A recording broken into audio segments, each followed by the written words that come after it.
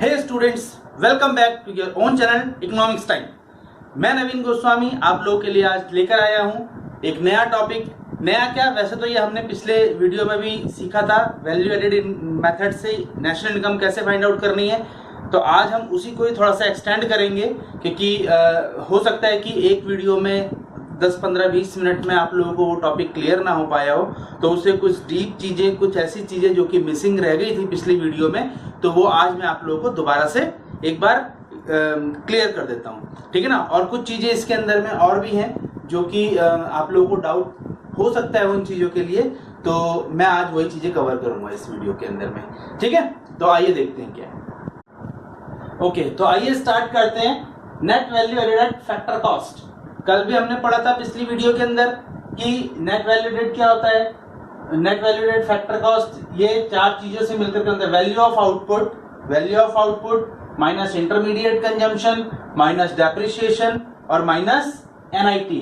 Depreciation और NIT क्यों minus करते हैं ये मैंने लास्ट वीडियो में भी आप लोगों को बताया था, क्योंकि जो वैल्यू ऑफ आउटपुट होता है ये दो चीजों से मिलकर के बनता है, sales plus change in stock, ठीक है ना। Sales plus change in stock. तो सेल्स क्या है हमारा, सेल्स जब भी होती है वो मार्केट में जाकर के होती है, और मार्केट में क्या है उसके अंदर में डेप्रिसिएशन ऐड कर देती है कंपनीज। जितनी भी जो मैन्युफैक्चरिंग ऑर्गेनाइजेशंस हैं वो सब क्या करती हैं, अपना जो भी उनका डेप्रिसिएशन होता है वो प्रोडक्ट की कॉस्ट में इंक्लूड कर देती हैं, और क्योंकि वो सेल्स है इसलिए वो मार्केट प्राइस पर हमेशा काउंट किया जाता है। तो इस सेल्स वैल्यू ऑफ आउटपुट के अंदर में डेप्रिसिएशन भी इंक्लूड है जो कि मार्केट प्राइस पर है ये, ठीक है ना। इसीलिए हमको क्या करना पड़ता है, इसमें से डेप्रिसिएशन माइनस करना पड़ता है, क्योंकि हमने इसको किस पर निकालना है, नेट कॉस्ट पर निकालना है इसको, ठीक है ना। और एनआईटी इसलिए माइनस करते हैं हम क्योंकि इसको हमने फैक्टर कॉस्ट पर निकालना है, क्योंकि सेल्स ऑलरेडी मार्केट प्राइस पर होती है, इसीलिए उसको फैक्टर कॉस्ट में चेंज करना हमको जरूरी होता है।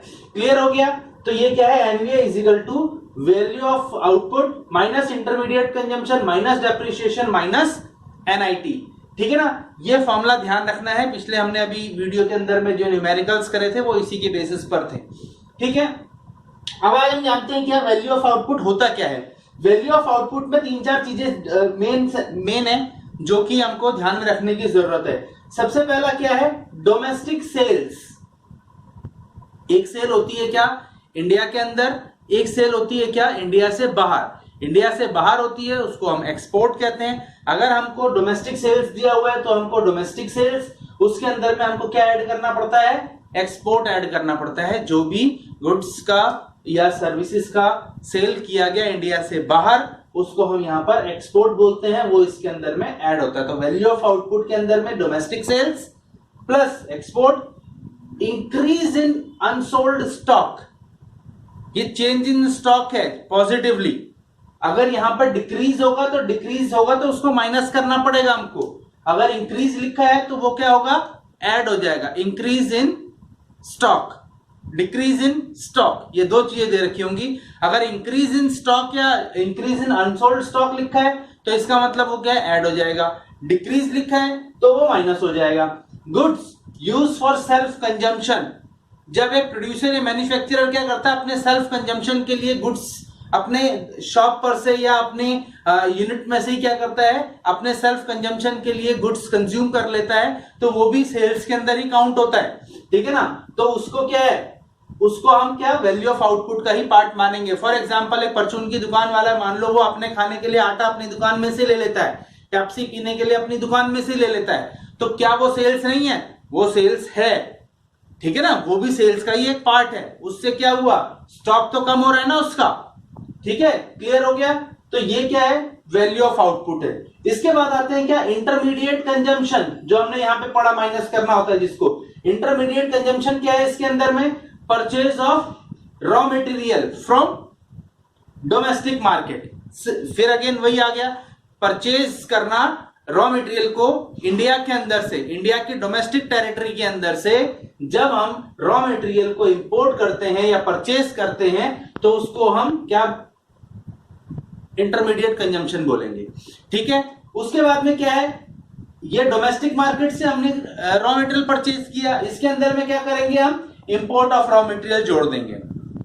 ये हो गया purchase of raw material, total purchase of raw material हो गया। ये क्लियर हो गया, क्या हो गया, total purchase of raw material, जिसके अंदर में डोमेस्टिक मार्केट से जो हमने रॉ मटेरियल परचेज किया वो, और इंटरनेशनल मार्केट से जो रॉ मटेरियल परचेज किया है वो, ये दोनों ऐड हो गए तो ये बन गया total purchases of raw material. ठीक है ना। इसी तरह से purchase of machinery from domestic market, अगर वो डोमेस्टिक मार्केट से प्रोड्यूसर जो है कोई भी मशीनरी परचेज करता है तो वो क्या हो गया, डोमेस्टिक मार्केट में से उसने परचेज किया तो ये इंटरमीडिएट कंजम्पशन है। और इंपोर्ट करता है तो ये क्या, इंटरनेशनल मार्केट से इंपोर्ट करता है तो ये भी क्या हो गया, इंटरमीडिएट कंजम्पशन का ही पार्ट है, तो इसको भी इसके अंदर में हम ऐड कर देंगे। तो रॉ मटेरियल और मशीनरी दो अलग अलग चीजें हैं। ठीक है ना। अगर इसके बाद में क्या है, पावर चार्जेस या फिर इलेक्ट्रिसिटी चार्जेस या इलेक्ट्रिसिटी बिल्स हो सकते हैं। ठीक है ना। ये भी इंटरमीडिएट कंजम्पशन का ही पार्ट है, जिसके अंदर में क्या है,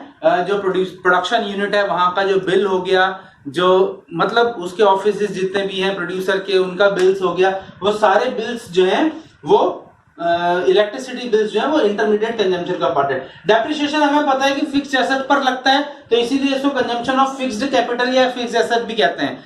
ठीक है। इसके बाद आता है एनआईटी, ये लास्ट हमने पिछली वीडियो में ही पढ़ चुके हैं हम कि एनआईटी क्या होता है, इनडायरेक्ट टैक्सेस माइनस सब्सिडीज। अब ये इनडायरेक्ट टैक्सेस क्या है, ये वो टैक्सेस है जिनका बर्डन किसी अदर पर्सन पे ट्रांसफर नहीं किया जाता, जो कि किसी पर्सन की इनकम पर इनडायरेक्टली लगाए जाते हैं। ठीक है ना। जैसे कि sale tax, excise duty, service tax और प्रोडक्शन टैक्स।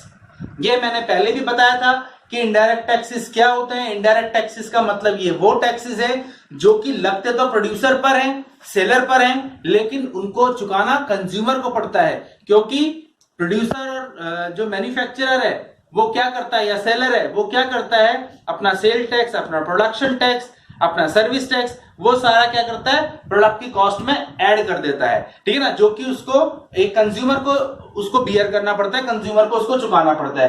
क्लियर हो गया। तो ये चार चीजें हैं, value of output, intermediate consumption, depreciation और नेट इनडायरेक्ट टैक्सेस, जो कि इसका बेस है इन न्यूमेरिकल्स का, वैल्यू एडेड मेथड का। ठीक है ना। तो आइए अब आगे इसके न्यूमेरिकल्स करते हैं। हम एक दो न्यूमेरिकल्स करेंगे जो कि हो सकता है जिसमें आप थोड़े से अटक जाओ, तो वही न्यूमेरिकल्स हम करेंगे। इजी वाले न्यूमेरिकल्स आप लोग अपने आप करें, अगर कोई भी डाउट आएगा तो कमेंट में आप लोग पूछ सकते हैं। ठीक है ना। तो आइए चलते हैं न्यूमेरिकल्स पर।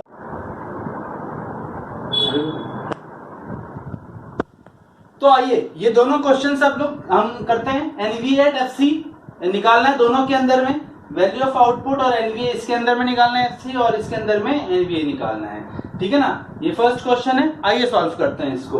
तो इसमें क्या दिया हुआ है, increase in unsold stock, sales, purchase of raw material, indirect taxes, subsidies, operating surplus, mixed income, wages and salaries, depreciation.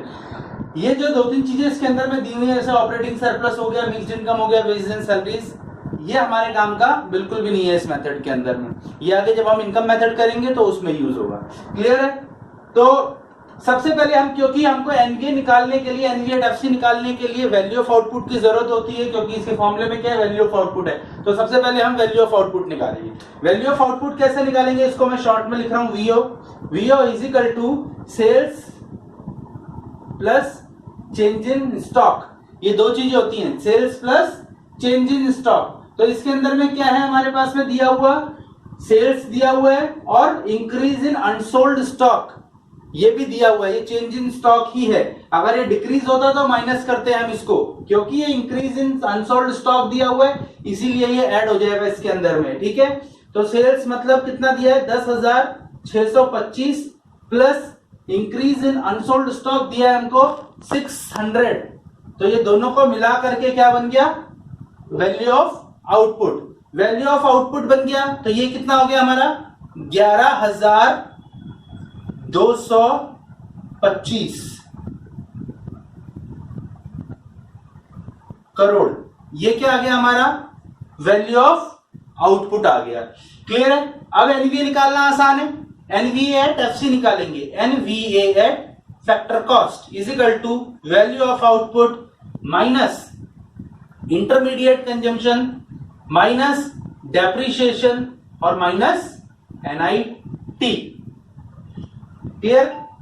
तो वैल्यू ऑफ आउटपुट हमें दिया हुआ है 11,225 minus intermediate consumption. Intermediate consumption दिया है यहां पर हमको, दिया हुआ है yes, purchase of raw material. Purchase of raw material क्या है हमारा, इसके अलावा भी कुछ दिया है? नहीं दिया। तो ये परचेज ऑफ रॉ मटेरियल ले लेंगे हम। परचेज ऑफ रॉ मटेरियल कितना दिया है हमको?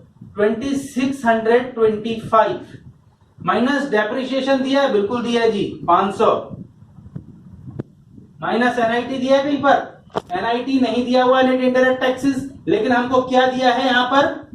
नेट इनडायरेक्ट टैक्सेस के बदले इनडायरेक्ट टैक्स और सब्सिडीज दोनों दिया हुआ है हमको। तो इनडायरेक्ट टैक्स 1200 माइनस सब्सिडीज दिया है 400। क्लियर? तो ये दोनों माइनस करेंगे। अच्छा, इसके बाद में क्या आया? अब माइनस करते हुए चले जाओ इनको। सबसे पहले 11225 माइनस और माइनस प्लस हो गया, तो 26 और 5 3125 माइनस ये 1200 में से 400 माइनस हुआ तो 800 आ गया।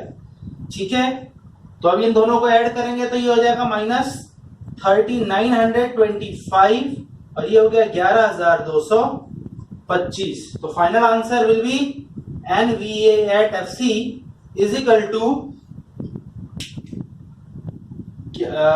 माइनस करो कितना आएगा? ये आएगा हमारा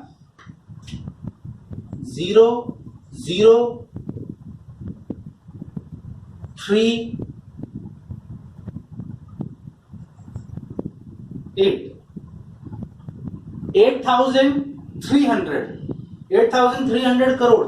ये हमारा क्या आ गया? NVA at FC। क्लियर हो गया? तो ये हमारा ये फर्स्ट क्वेश्चन कंप्लीट हो गया। अब आते हैं नेक्स्ट क्वेश्चन पर। नेक्स्ट क्वेश्चन में क्या है? इसमें सिंपल हमको फाइंड करना है NVA at FC। तो NVA at FC, अच्छा जितनी बार भी क्वेश्चन करो उतनी बार फॉर्मूला लिखना बहुत ज्यादा जरूरी है। फॉर्मूला अगर नहीं लिखोगे तो फिर याद नहीं रह पाएगा आप लोगों को। क्वेश्चन 10, 15, 20 क्वेश्चन अगर आप कर रहे हो तो 10, 15, 20 बार अगर आप लोगों ने उसका फॉर्मूला लिख भी लिया तो कोई बहुत बड़ी बात नहीं है। तो फॉर्मूला लिखते रहो साथ साथ में, ठीक है ना। फॉर्मूला हमको पता है, NVA at FC is equal to VO। VO मतलब sales plus change in stock minus intermediate consumption minus depreciation minus NIT। ठीक है ना। अब वैल्यू ऑफ आउटपुट क्या है? वैल्यू ऑफ आउटपुट दिया है यहाँ पर sales plus change in stock. तो यहाँ पर हमको क्या दिया हुआ है? Total sale. तो टोटल सेल कितना है हमारा यहाँ पर? 1000। इसके बाद में एक चीज और दी हुई है इसके अंदर में, प्रोडक्शन फॉर सेल्फ कंजम्पशन। जैसे कि अभी मैंने बताया था आप लोगों को, प्रोडक्शन हो चाहे गुड्स एंड सर्विसेज का कंजम्पशन हो अपने सेल्फ यूज के लिए, तो ये दोनों चीजें एक ही हैं। तो ये भी क्या है? सेल्स का पार्ट ही होता है। ठीक है ना। प्रोडक्शन फॉर सेल्फ कंजम्पशन ये सेल्स का ही पार्ट है। 120 ये भी ऐड हो जाएगा इसके अंदर, ठीक है ना। और plus change in stock. Change in stock यहाँ पर क्या दिया हुआ? Decrease in stock. तो क्या होगा? ऐड नहीं होगा, माइनस हो जाएगा ये, ठीक है ना। माइनस डिक्रीज इन स्टॉक कितना है? 70। ओके, आगे बढ़ते हैं। Intermediate consumption. इंटरमीडिएट कंजम्पशन क्या है? यहाँ पर परचेज ऑफ रॉ मटेरियल दिया हुआ है और एक्सपोर्ट भी दिया हुआ है। एक्सपोर्ट की हमको जरूरत नहीं है यहाँ पर, एक्सपोर्ट तब जोड़ते हैं जब टोटल सेल नहीं दिया रहता है हमको, ठीक है ना। अगर simple sales in the domestic market दिया होता तब हम इस एक्सपोर्ट को जोड़ते, लेकिन यहाँ टोटल सेल ऑलरेडी दिया है तो एक्सपोर्ट की यहाँ पर कोई जरूरत नहीं है जोड़ने की। क्लियर हो गया। तो इंटरमीडिएट कंजम्पशन दो चीजें दे रखी है हमको यहाँ पर, purchase of raw material and electricity charges. Electricity charges भी इंटरमीडिएट कंजम्पशन है, ठीक है ना। तो production purchase of raw material कितना दिया हमको? 300 और इलेक्ट्रिसिटी चार्जेस कितने हैं? 50। इसके बाद आते हैं डेप्रिसिएशन पर। डेप्रिसिएशन कितना दिया है हमको? डेप्रिसिएशन हमको दिया नहीं हुआ। डेप्रिसिएशन हमको इसके अंदर में दिया नहीं हुआ, तो डेप्रिसिएशन को हम मान लेंगे 0, ठीक है ना। और NIT की बारी आती है, सेम वही, इनडायरेक्ट टैक्स माइनस सब्सिडीज। यहाँ पर इनडायरेक्ट टैक्स क्या है? Sale excise duty. Income tax direct tax होता है, ये नहीं लेंगे हम। इनडायरेक्ट टैक्स क्या है? Excise duty. तो एक्साइज ड्यूटी माइनस सब्सिडीज, तो 70 माइनस 30, ठीक है। ओ सॉरी 40 है, 40। तो अब इसमें करेंगे क्या? 1000 प्लस 120, 300, 350 और 420 माइनस 420, और ये यहाँ पे 30 हो जाएगा और माइनस का साइन तो माइनस 30 ही हो जाएगा। तो ये हो गया हमारा क्या? 1120 माइनस 15। तो ये आंसर कितना आ गया हमारा?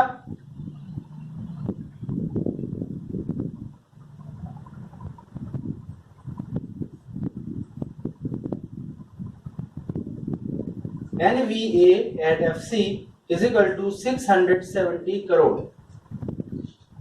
ठीक है, तो जो डाउटफुल क्वेश्चंस थे वो मैंने आप लोगों को बता दिए। बाकी क्वेश्चंस घर पे प्रैक्टिस करें, ठीक है ना। अगर कोई भी डाउट आता है तो वो कमेंट में आप पूछ सकते हैं, बाकी जब लॉकडाउन खुलेगा तो क्लासेस में आकर के पूछ सकते हैं। क्लियर हो गया? तो वैल्यू एडेड मेथड, मेरे ख्याल से ये 2 वीडियोस काफी हैं वैल्यू एडेड मेथड के लिए। नेक्स्ट वीडियो हम बनाएंगे इनकम मेथड के ऊपर। और समझ में आया वो क्लासेस? अगर आपको टॉपिक समझ में आ गया, सारी चीजें क्लियर हुई, तो वीडियो को लाइक कीजिए, शेयर कीजिए, और अगर चैनल अभी तक सब्सक्राइब नहीं किया है तो सब्सक्राइब करें, रेड कलर का बटन दबाएं और नीचे बेल आइकन है, बेल आइकन को भी प्रेस करें ताकि जितने भी वीडियोस अपलोड होते जाएं उनका प्रॉपर नोटिफिकेशन आप लोगों के पास में पहुंच सके। Thank you very much.